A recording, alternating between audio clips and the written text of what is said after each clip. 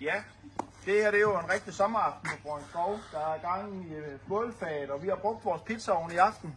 Vi har lavet nogle gartinerede østers i pizzaovnen, og jeg har lavet lidt hummer og sådan noget i aften. Kom bare lidt længere ind for mig, så vi kan se, hvordan det er. Det er jo fantastisk her, når vi står her og kigger ud over Brøndby.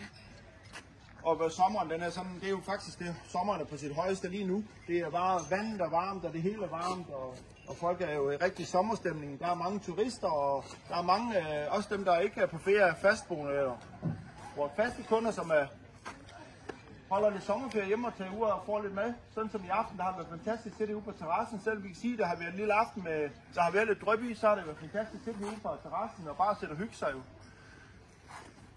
Så altså, vi må sige, det har bare været, sådan som i aften, det har været en god aften, og der er jo, vi har rigtig mange spændende ting på menuen i øjeblikket. Vi kører rigtig, rigtig meget rundt med menuen, så det er ikke de samme ting, man opfinder på menuen hver aften. Så ja, så I er bare hjertelig velkommen til at kigge hernede en dag, når I får tid til det. Så det var bare lige her for lille en for os fra Brøndskov.